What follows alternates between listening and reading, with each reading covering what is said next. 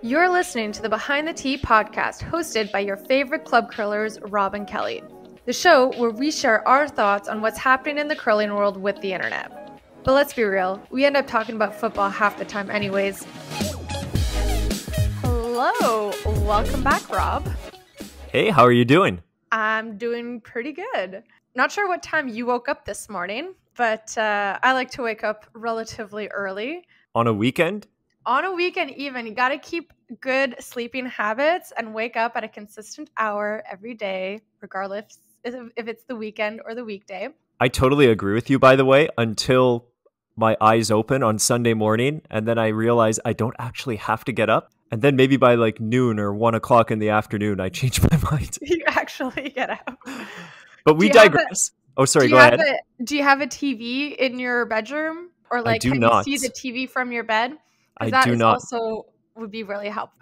Where I'm going with this is all the early birds out there in the Eastern time zone got to watch the final race of the season for Formula One to crown the championship winner in this whole saga between Max Verstappen and Lewis Hamilton. It was down to the wire.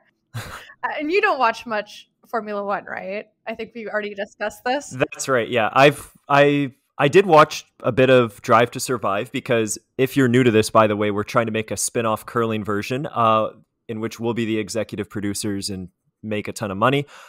So I did check it out. I was impressed with it, though. I'll give it credit, but I've not really started watching races. And I think I just have to throw this out there that if I how do I say this without being tremendously insulting to my family? But my dad is a huge F1 fan, and so I've been spending many years of my life trying to tune out everything he has to say about auto racing, including today. But I did actually pay attention because I was like, oh, if Kelly's going to talk about this, maybe I should actually listen. Oh, I have notes here.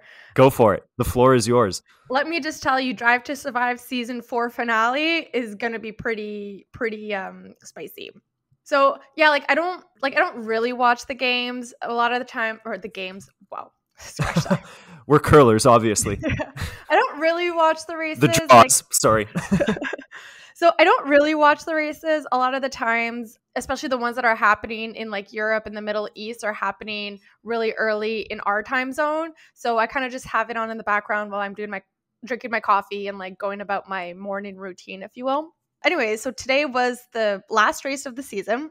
All season, Max and Lewis have been neck and neck. They were tied in the points. So basically it came down to whoever was going to win this race was going to become world champion. Also, Max is kind of known to be a little dirty. He's a young guy. He drives really aggressively, and there's definitely been some moments throughout the season. Can I just for fun, for the non-Formula One listeners out there, can you find a curling personality to compare these people to? This might be a really good idea or a really terrible idea. Oh, you should have asked me this question before so I'd come with It's okay. You can cut out dead air while you think about it. Okay, let's see. Lewis and Fry. No. I don't know. Lewis Hamilton would maybe be your Brad Gushu. Okay. He's experienced. I was going to say he's old. He's our age or close to it, but compared to the rest of the drivers, he's on the older side of things. He's pretty composed, incredibly talented, composed, but then when things go wrong or he's not shy to voice his opinion. So I kind of equate him to Brad Gushu, not very good, the best of the best, but not problematic, if you will. Mm-hmm. Max Verstappen, Dutchman, 23 years old, I think going to be the next great racer. This is also based on my 5 races I've watched this year. But curler, who could be a Verstappen? I don't think we have a curling equivalent of him. Yeah, I'm not going to be of much help here. I'm trying to think internationally too. I was going to say Botcher, but no. Did he fire somebody who in the pit crew for personal reasons or something? No, I know. I have to think about that one. Maybe I'll get back to you on that. So before the race, too, people were wondering is Red Bull, who Max drives for, going to resort to some dirty tactics? Because if if Lewis Hamilton's DNFs that race, so does not finish, and let's say Max also doesn't finish, Max would automatically win the championship because he has the most wins throughout the season. If he were to like take him out by accident, in air quotes here, it would be in his best interest, although like a jerk move. Okay, I got it. But then like the FIA would have to get involved. It would be really messy.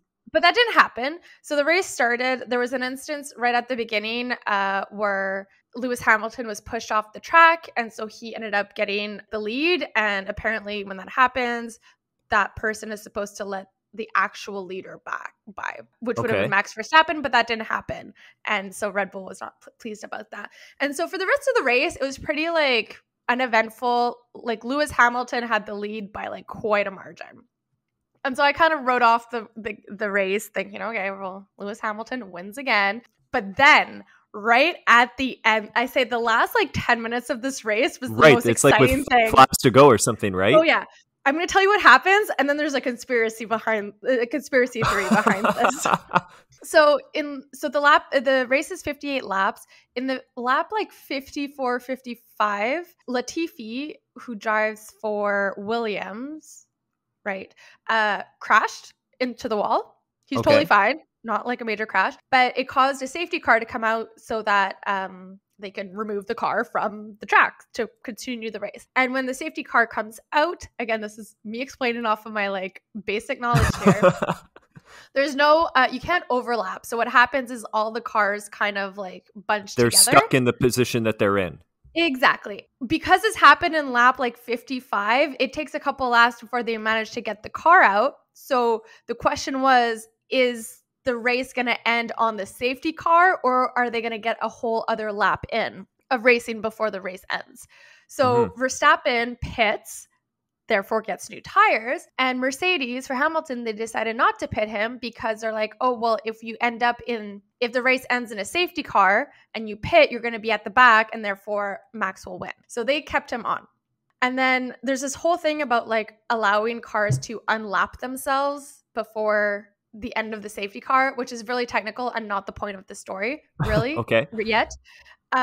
So what happens is they decide to do a final lap of actual racing, and when the safety car removes itself, Max and Lewis were right next to each other, and then Max was able to pass Hamilton, and he won the race and became champion. And everyone was really happy, except Mercedes, who were like, the FIA shouldn't have allowed the safety car to move without allowing everyone to unlap themselves, because apparently they only allowed 5 cars and there were still like 3 more cars that should have been able to unlap themselves. So it's quite a thing, but Mercedes contested. The FIA was like, no, it stands as it is. Verstappen is the winner. Now, you ready to hear the conspiracy theory going around? That's what we're here for. So when you think of Formula One racers, who are like the big names that come to mind, like past drivers? I'm going to date myself here, but like the Schumacher? Yes. Okay, good. I was like, was Kelly going to laugh at my answer? But no, I mean, I think anyone who knows nothing about racing would, at least they know Schumacher. So his son is actually racing right now. He races for Haas. Right. Somebody I work with told me that, actually, yeah. Yeah, so he's racing. Schumacher, the dad, holds like the record for the most championship wins, and if Lewis were to win the championship, he would beat Schumacher's record. Oh. So this crash with Latifi was caused by Mick Schumacher, the son. Basically, Schumacher and Latifi were like right next to each other, and then Latifi was kind of right behind, but then went into a turn, and then he lost like traction of the back tires was lost, causing him to go off into the wall. So people were like, all right, so this isn't organized by Red Bull at all. This is Schumacher who didn't want Lewis to beat his dad's record. So, oh man, this is total jokes. This is not serious at all, but it's just quite a funny happenstance. No, hey, we're all about that kind of conspiracy theory here. I mean, I think, I know we've talked about this before, but like Jennifer Jones and Tom Brady are neck and neck in the Tournament of Hearts versus Super Bowls. Very comparable things, right? Everybody compares the two of them. Yeah, I feel like Tom Brady had something to do with Jennifer Jones winning the trials, because that way she can't go to the Tournament of Hearts and match Tom Brady for total Super Bowl Oh, titles. Because last year when he won with the Bucks, that pulled him ahead by one. He's got 7, Jones has 6. interesting. So Well, because we all know that Tom Brady is a big curling fan, right? Like he almost came to join our ladder team. He was just like, "I'm sorry, I am not ready to quit my football career. I'm just gonna go play in Tampa Bay for a little bit." that's right. He even said that he would bring the Expos back at the same time. It was Yeah, going to be exactly. a very productive trip for him to town here for us. But Montreal and Tampa Bay are like twin cities in terms of population. I know. Hey, one more thought on the Formula One thing, because Yeah. again, I know nothing, but you know both curling and Formula One. Rate this on a scale of, or not rate this on a scale, but compare it to the women's final of the Olympic trials from a couple of weeks ago that both caused us to age about like 10 years. Oh yeah. What happened was like Jennifer Jones is equal to Jennifer Jones missing her takeout for the win to go into an extra end. Wow. Okay, Yeah, because that's like in how curling intense terms, it was. this is a curling game that like we'll be talking about for decades. Uh-huh. Oh, people So will be talking about this for sure for a while. oh man, so it's like right up there with the Jones thing versus Fleury, the Kevin Martin throwaway rock. I think if it were any other race, I mean, people will still be talking about it, but the fact that it was for But the it was the championship, final. Yeah. like exactly, everyone was just, it was just like that much more exciting. So Oh man. Hey, well, it's a good comparison then. Maybe we can't compare the racers to individual curlers, but that happened in the final of the trials. The Kevin Martin thing was in the final of the World Championship. mhm. These big game moments. Wow. This is what we live for. And we're branching out. We used to be just a curling podcast, but now what? We've already got Formula One, football. Oh, speaking of football, do you know that? Did you know that the CFL Grey Cup final is tonight? I didn't. I was going to ask you. That's actually one of the reasons why we're podcasting a little bit Oh, early really? today. Is I wanted to watch it. You're one of the few Canadians who's actually going to watch it. Whoa! Hey! we've already alienated ourselves from several provinces, and now we just lost a whole bunch more. Thank you, Kelly. I actually no. In defense, the CFL is pretty good. I think I know we should say, like, in our little tagline for this podcast, we acknowledge that we talk about football probably more than we talk about curling. Usually the NFL, but I like the CFL. It's the games are fun. You have a good chance of seeing a very crazy, high scoring, decently played game. Like, I think the argument that the Canadian players are not as good, you don't really notice it. But I guess the running joke is like the people who play in the CFL are those who couldn't make it in the NFL. I suppose, but it's still... Oh, I suppose. It's true. It may be, but it's still pretty entertaining. And I have to Yeah. admit, I haven't watched it as much recently because like 10 years ago, we were the dominant team in the CFL, right? And Oh, yeah. With Anthony Calvillo. yeah, and ever since the days of Anthony Calvillo ending, the Alouettes have not been figuring too prominently in things, although apparently they've gotten a little bit better. But Oh, that's anyways, good. yeah, so the Grey Cup goes tonight, and we should promote it because Yeah. whether you like it or not, it's right up there with the Tournament of Hearts and Briar in terms of Canadiana. Mhm. So who do you got? Who do you think's going to win?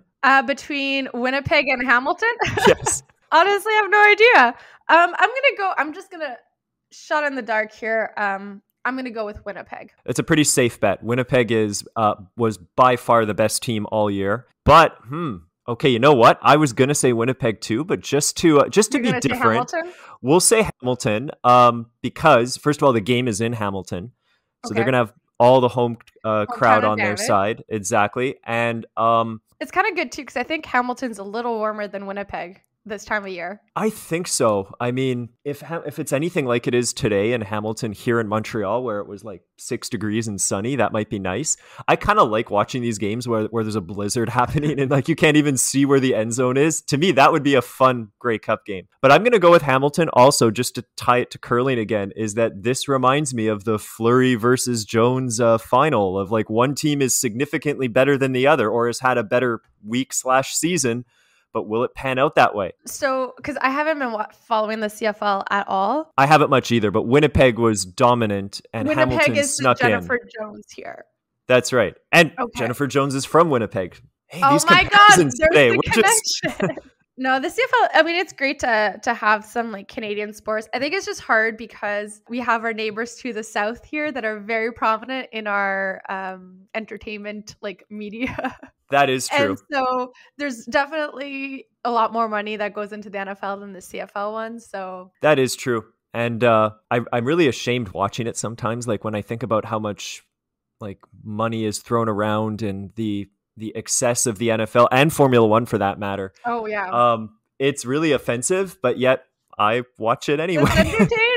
I know So you got to do something, especially during times of quarantine, is what I learned. I developed a bigger appreciation of it. yeah. So one more thought here, or just because you can't talk about the CFL without talking about this. So you insulted it a few minutes ago. Mhm. Probably we lost some subscribers. I brought them back, and now I'm going to get rid of them again. Okay. All from one province. But you remember the most iconic Grey Cup moment, which, well, of course you do. It's the too many men on the field. yeah. That was during Montreal's glory days though. I Exactly. So remember. that's it. When Montreal had a field goal for the win, they missed it, and we thought we lost, but it turns out Saskatchewan had an extra player on the field. We got to re-kick, and Mhm. talking of devastating losses, whether you're Lewis Hamilton, whether you're Tracy Fleury, I still rank that one Mhm. as the all-time worst. I can't imagine what it must be like to be a Riders fan having watched that. And let me tell you, Rider pride is a lot stronger than Alouette pride. You would know, right? You have family that can Yeah. attest to this. But here's the thing. In Saskatchewan, this is the only team they have. Like, this is the only professional sports team. In Montreal, the Alouettes are competing with the Habs and, Mhm. well, now Club de Football de Montréal, no longer the Impact. We're going to do a whole podcast on that name change at some point, by the way. So, like, there's just a lot more sports going on in Montreal. So football is just like part of the pie, whereas in Saskatchewan, they got the whole pie. I know. Yeah. But you didn't tell the full story there because the next season, the first Oh, game I love that part. was also between Alouettes and the Saskatchewan Roughriders. And what happened? The exact same thing. It was the last play of the game. Saskatchewan thought they had won, and everybody was celebrating. And there's a flag thrown, and they're like, "Hey, what do you think?" Don't say it. There's no way it actually would be, and it was. I don't think I've ever seen a sports moment like that. For that to happen again when the two teams played each other again, Saskatchewan did end up winning that game in the end, but no one even remembers that. No, all we care about was you guys messed up again. And then there were Right. so many jokes going around on social media about like the quality of math education in Saskatchewan and stuff like that. Actually, around that time, we were competing in the university national. I think you were too. Yeah, it was when we went to Edmonton. So Yeah, we this had was a back in what, 2010, I think? 2010. Not to Yeah, age ourselves here. I know. And our coach was from Saskatchewan, and she was a wonderful coach and a good friend. And so we had a really good time, and we got her a card at the end to thank her for agreeing to come and coach our very mediocre university team. And I think we signed it something like to our coach, thank you for being our 13th man or something like that. And she was crying when she opened, or not crying, but she was like, "Oh, thank you so much. This is so F you all," as she read it. It's a sensitive topic for I know. I Saskatoonians. even felt a bit bad about it. How do you call someone from Saskatchewan? Let us know if you're listening from Saskatchewan. We apologize for everything we've just said. And the good news is, if anybody, well, Saskatchewan's not in the Grey Cup game tonight, so they can't possibly lose the way that we talked about a long time ago. Oh, I have an answer. It's a Saskatchewaner or Saskatchewanian. Okay. Oh, there's two. Yeah. Okay. I did not know that. Yeah. Sorry, keep going. No, that's all I had. So this is why we have to watch the Grey Cup, because you never know if it's going to end in such a way like that. You got to witness it. So That's true. That's true. So I guess we should start talking about curling now. oh yeah, that sport. Let's say that this week hasn't been as dramatic as last week in terms of things happening in the curling world. Yeah, the big story last week, of course, was Brendan Bottcher getting rid of his third Darren Molding, and I guess people have been talking about it a lot. and not to steal this from you, but I think you and I came to an agreement last week that we're not upset about the team breaking up. I mean, that's their business. The big story is that he put out that tweet of Darren has left for personal reasons. We wish him all the best. And hold on, sorry, just to clarify, he said has left the game for personal reasons, not has left the team, has left the game. No, and like to me, that is, I think I don't remember my words last week because I kind of fell asleep while listening to the podcast. But we were pretty harsh, and 1 week later, I stand by how harsh we were. I think that it is one of the worst PR moves, and just an all around not nice thing to do, to misrepresent a situation and jeopardize Darren Moulding's career like that. To me, there's no excuse for that. And it's interesting just because having spoken to a few listeners this week, I didn't really get that vibe in talking to people. I don't think too many people agreed with me. Maybe I was talking to the wrong crowd. I don't know. I've spoke to a few people that defended Botcher's tweet. So you took the night off on Tuesday. You didn't come curling, and you missed all the... I'm sorry, how can you defend that? I mean, don't name names, but just like, what was the argument? Well, I'm going to name one name, and it's yours, because somebody asked at the curling club, where's Kelly? And I said, personal reasons, which I did as a joke. Yeah. Because I would never do something like that, but they didn't get it. And I was like, Botcher, huh? And I had to explain it. And so I just made myself look like a real jerk, first of all. Wow, because did someone live under a rock? Maybe. And then I pulled the Botcher move on you, saying that you're out for the same reason.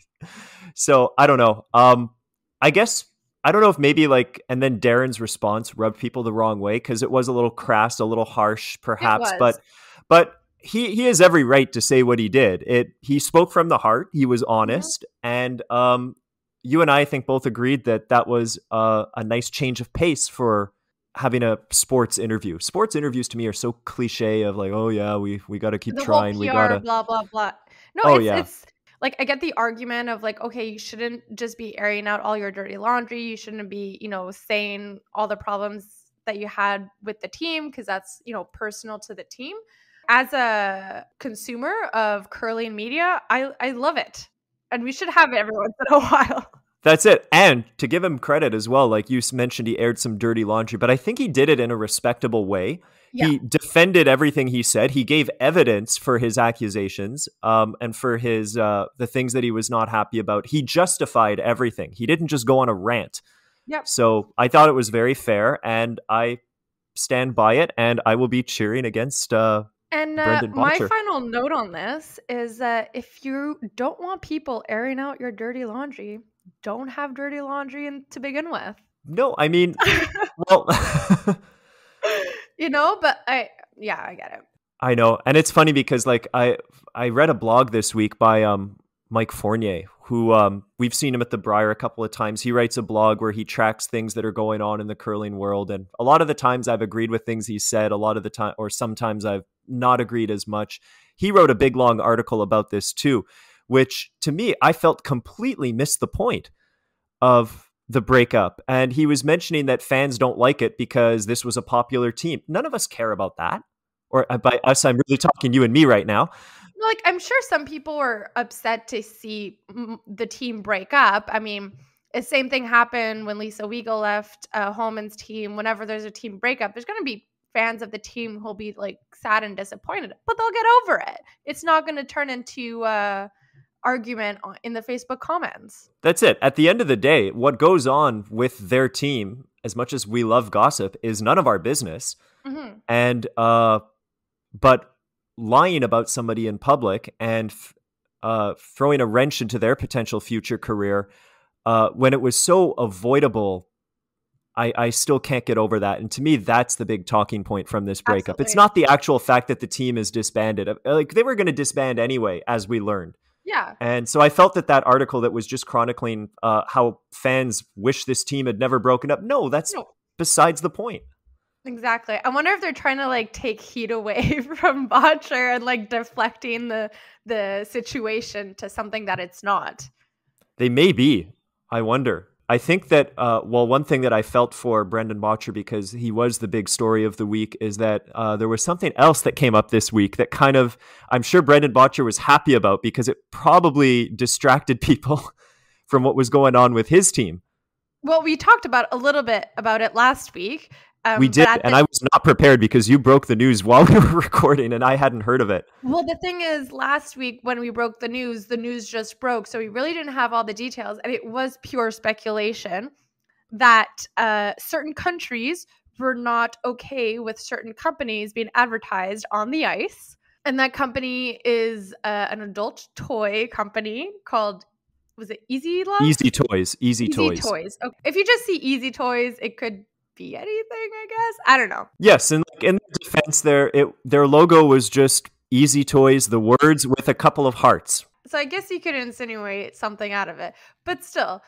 So the countries that complained were, non-surprising, the United States and Japan. Okay. So their advertisers had a problem with it, and the games were like, they pulled the broadcasting from those countries, I guess, or I don't know how to say it. I think they were blacked out. Yeah, exactly. Yeah. So if you were in the US or Japan, went on, but you could not watch it from the US or Japan. Exactly. Okay. That's what I meant.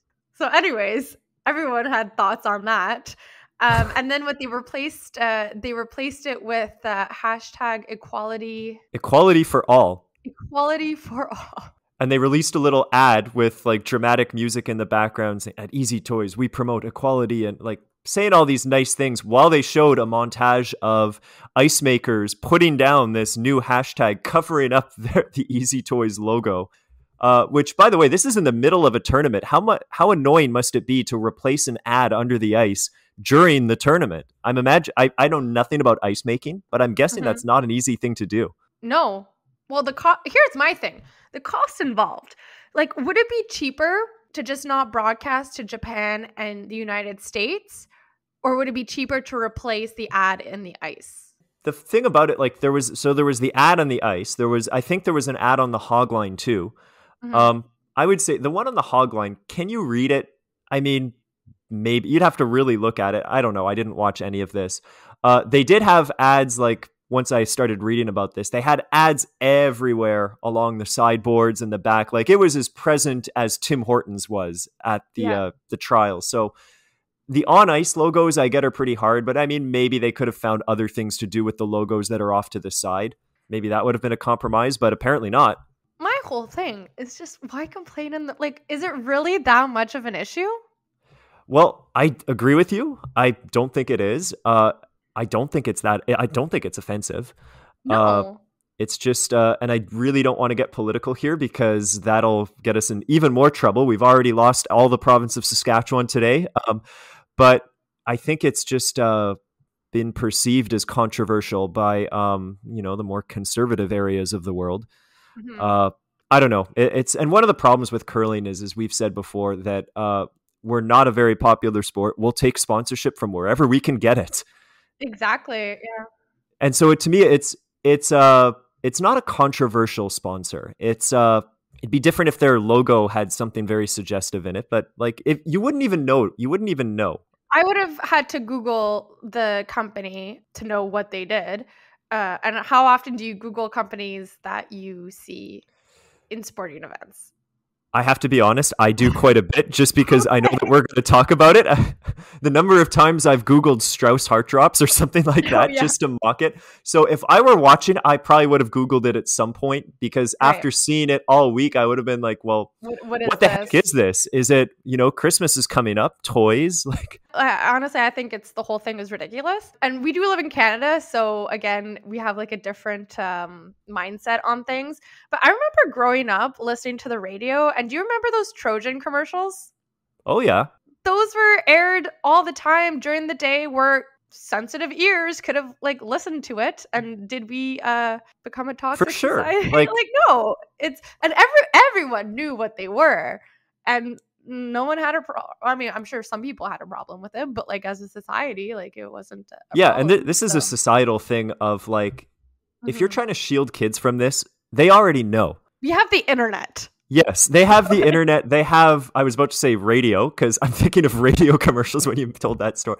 But they've got their TV and their Netflix and their I sound like get off my lawn.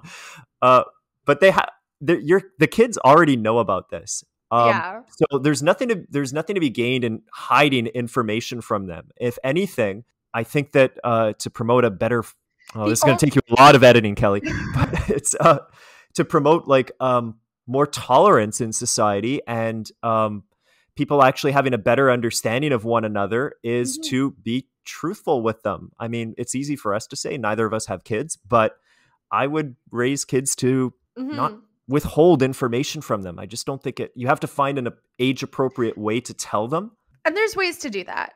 The only thing I would have understood if it was a sponsor whose ad was like right next to the Easy Toy one, like that I can understand because like companies are really sensitive about like their brand image, and depending on what your company is, maybe you just don't want to have that. As stupid as it is, you don't want that association. So if that happened, like I get it. It happens all the time with ads and sponsorship, but to have like a whole country, two countries just being like, this is inappropriate for our citizens to watch. That's true. Like, calm down. That's true. And as you've mentioned, like turn on your TV and look at all the all the ads and all the things already. Like you can get offended by a lot of the things that we're seeing there.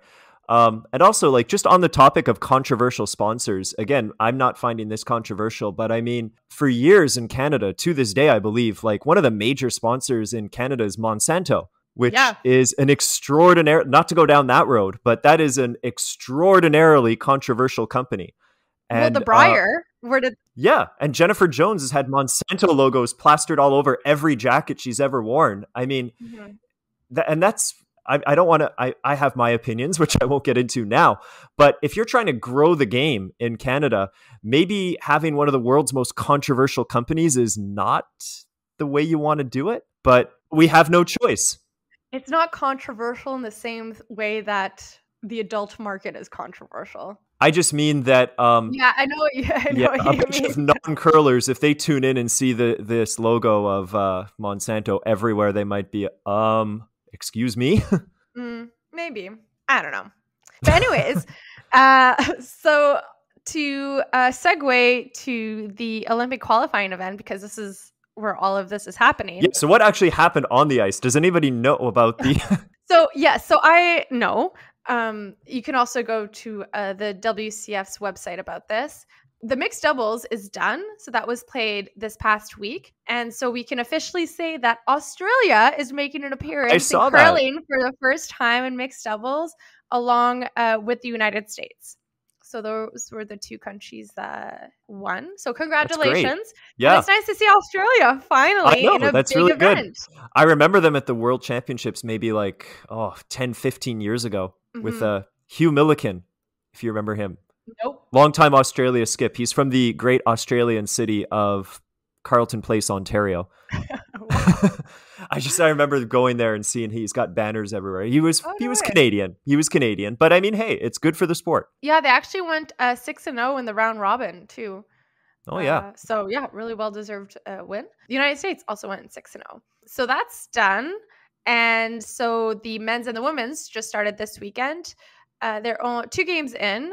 Things aren't going too well for our friend Eve Muirhead, though. They're not, eh? I have not followed this. Oh, dear. Well, they only played 2 games. She's 1-1, so right in like the middle of the pack there. But guess who she lost to? Like a solid loss. I don't even remember who's in this. South Korea. No. Turkey. They lost to Turkey.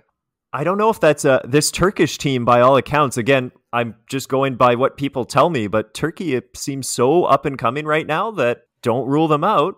They're going to the Worlds, right? Yep. They just got in. No, they're definitely definitely an up and coming team, and they're new to the world stage. Would have expected Scotland to win, but they lost 7-3. I suppose. Well, it'll be very interesting. I'm actually going to have to follow this. I don't know if I'll have the time, but I'm going to try. But besides that, I mean, it just started. So really, like right now, the top team is Japan, followed by Estonia, Korea, Latvia, and Turkey. And how many teams get it? It's 3? 2 spots. 2 spots, sorry, 2 spots. Okay. Yeah. Oh, so there'll be some good countries left off the table for sure. But if you know anything about curling, don't take the current standings as an indication of what is going to happen in the end. A lot can happen during the week. So, yeah, maybe Scotland will get their act together. There's still time. There's still time. I predict they will. Next week, we'll find out that I was wrong, but I think they will. They'll make it back. And then for the men, it's a little less surprising. So right now, the top teams are Denmark, Italy, and Norway after 2 games. So kind of expected. Like, they're definitely the top 3 teams out of the bunch. Okay, no, good. And the other news that I saw today, not that this is, I think, very important at all, but apparently there's some big ice problem at this event, and it's caused a suspension of play. Oh, that article you sent me right before we started recording that I have not read yet? I'll pull it up. It's really quick. So just before we came on air, so then were the ice problem caused by them having to redo the ice to change the logo? Hey, it could be. I mean, because how do you put that logo in there? You probably have to take down a layer of ice, right? I know nothing about how it's done. Repebble or something. We're not ice makers. Not at all. But a listener sent me this, and what I do, I usually just turn it right around and send it to you. Due to a fault with the ice plant within the venue, the current session will be suspended while the ice makers evaluate the playing surface and work toward a solution. We will supply additional information as soon as it becomes available. That's all the article is. So, as this listener pointed out, pretty embarrassing to have an Olympic qualifying event and the ice goes out. Yeah. But as I said, I think that the WCF is probably pretty happy about this to, again, get the conversation off of easy toys. And I know we've talked about it probably for like 20 minutes already, but one quick final thought on that. Yeah. And it's really the bad thing about it, in my opinion, is that, and it's not really bad, but it's the kind of thing that it's giving curling a lot of press time right now.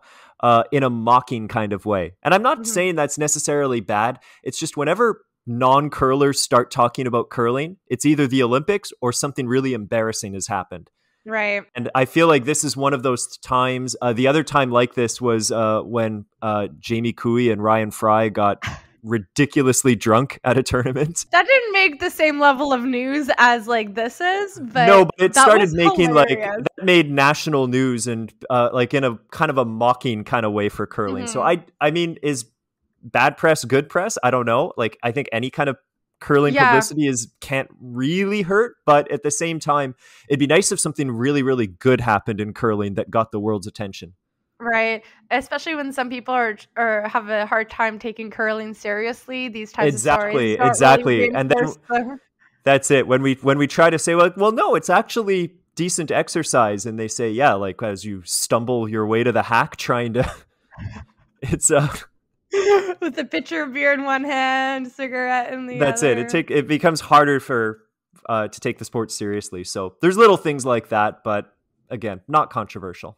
I also have one final news point before we wrap up. Yeah. The Continental Cup, which was supposed to be played this year in Fredericton, has officially been canceled. I know. How do you feel? I mean, I know you're a fan, right? You're a fan of the Continental Cup. I love the Continental Cup. I haven't really watched it much in the past years. I feel like the Continental Cup of today is not the same as it was 10 years ago. It's gotten definitely more serious. Before it really was like a lighthearted tournament where all these players who are all friends kind of get together and have a good time. And especially when they were playing it in Vegas, it was definitely they put a whole show on. But this year's was supposed to be in Fredericton, New Brunswick, and it won't. They decided to cancel it just due to the ongoing situation with the pandemic, and then just having a whole bunch of people fly from all across the world right now. Not the best best thing to do. And they would have to turn around and go to the Olympics right after, which is kind of a bit more on the priority list. And then there's the Worlds too. So the Continental Cup is definitely not a major tournament in the grand scheme of things. But hopefully it'll be back on next year. I have a feeling they're supposed to go back to Vegas at some point soon. I think That'd be so. a great trip to do. I would love to do that. I mean, I've been to Vegas once, and it was a lot of fun. So to go to Vegas and do some curling, well, not do some, see some curling on the side, good trip. Not Fredericton. There goes New Brunswick. Sorry, New Brunswick. We lost New Brunswick a long time ago. I've not been to Vegas, but I have been to Fredericton, and I do like it. It is nice there. So okay. Different places. And I'm kind of sad about that too. Like we've argued about this before. I'm not as much of a Continental Cup fan, but I used to really like it. I feel like the problem is that everything is just so focused on the Olympics that it doesn't seem like the players have much fun anymore. Like they're playing for money. More serious. There's more stakes. They're playing for money and gold medals. And having a fun tournament like this, I just don't think is they do it because I think they're required to when they qualify. But it's I don't know. I bet that if you asked a lot of the teams, they'll put out some statement about how much fun they're having. But I bet if you actually ask them, they would probably prefer to have a weekend at home since they're crisscrossing the country the whole time. And we used to do a Continental Cup style tournament when we were juniors. We would take all the juniors in our area, divide them into 2 massive teams, and we'd do skins and doubles. And I remember it being tons of fun. Yeah, it was a lot of fun. And I think at the moment, the Continental Cup, they removed the hot shots. They did? Yeah, I think so. Oh, they replaced it with them. They replaced it with mixed doubles and some more skin games, and then mixed curling. Probably because all the teams were too good. Oh, jeez. Like, hot shots is so fun. I know. I enjoy it. I don't make a lot of shots, but maybe once we become more famous, or maybe we get all the curling podcasters together and do our own Continental Cup style, and then we would be like color commentators on that. We should be color commentators. Just one final thing before we call it quits for today, because so a listener sent me this video that I turned around and sent to you. This is how fan mail operates. Like Kelly's the CEO of this entity. I just turn around and give it to her. So Brad Hite, have you heard of him? No. This is actually good. We're coming full circle. We started today with insulting Saskatchewan. We're going to conclude with insulting Saskatchewan. All right. Not really insulting, but Brad Hite is a famous curler out of Saskatchewan. He's been to, I think, 2 Briers. I Wikipedia'd him this morning, like quite far apart, something like 1982 and 1995, something like that. He lost the Brier final in 1995. I don't know much about him because the mid-90s are before my curling years. Both of our curling careers. Yes. Yeah. If you listen closely, you can definitely calculate how old we are. But anyways, so I'd heard from a few listeners that this guy, Brad Hite, has quite a notorious curling temper. Okay. Which is kind of a recurring theme that we talk about from now and then. I remember somebody telling me that like he was calling for a hit and roll and he yelled once like, "Roll the effer out," or something like that. I don't know. He has a little bit of a potty mouth. Yeah. And again, I don't know what I'm talking about here. I could be completely wrong. So I'll blame this listener if the hate mail rolls in. But anyways, so I got sent this clip of him. He still plays to this day. I think he was at a tournament in Swift Current or something like that. And he goes to throw his last shot and he misses it. And we're watching this on a little webcam or whatever it's called. You know how some curling clubs have cameras that can capture what's going on the ice?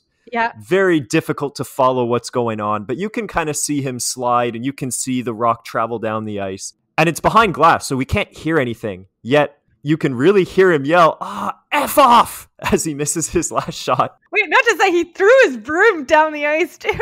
Oh yeah, like he's trying this takeout, he's missed it, and he takes his broom and he grabs it by the top, like it's the head of the broom is on the ice. He grabs it by the top of the shaft, kind of flips it, but sends it sliding, wobbling all the way down the ice. It hits a guy who's standing at the other hog line. And I thought he threw the broom a lot better than he threw the rock. But I don't know. I thought it was pretty funny to watch. I know that that's going to rub a lot of people the wrong way. And even I would say that that's kind of not good. No, it's not good. I mean, it's funny to see, but yeah, that wouldn't have been acceptable if the game was aired on TSN. Yeah, and what's too bad is that I would have liked to have been around during the glory days of this because I tried to research because all I've had is anecdotal evidence of this guy being very intense. And so I did find, we mentioned Mike Fournier earlier. I did find while Googling this blog piece that he wrote saying that he played him once and it nearly resulted in a brawl. Oh, So I want to hear these things. yeah. We've got an episode of our Slide to Survive all on this character right there. So my final note on this is like curling definitely puts a big emphasis on good sportsmanship. Your like demeanor and your how you like hold yourself on the ice is very important, and for very I want to say like politically correct, but like politically correct in a curling sense, you know, just unproblematic, just stay cool and calm. Any sort of drama is just like a no-no, or like any show of emotion it's is like taboo. a no-no. Exactly. I think we gotta start as a curling society, we gotta start to loosen up a little bit. Not go full hockey style. Let's just loosen up a little bit, you know? Makes things a little more interesting. Yeah, and I'm not saying you should throw your broom down the ice like this guy did, but I must admit, I did laugh. But you know what? If you're playing in the Brier final and you have a draw to the 4-foot to win, weight is perfect, Super's got it, you're gonna make the shot, you're gonna win, you're gonna go to the Worlds, and then it picks, I would allow that thrower to snap the broom. Absolutely. I don't think I would. I think I would just cry. I don't think I physically can, but I would allow that person to show some anger. Absolutely. I would cry. If you're the lead in a round robin game, it's the second end and your rock picks, that's it. That's unacceptable. Yeah. Not to mention names. Yeah. Pardon me. Sorry. All right. On that note, before we get into more trouble, catch us next week for more. That's right. And we'll figure it out by then. And enjoy the Grey Cup, Kelly. All right. Bye. Bye.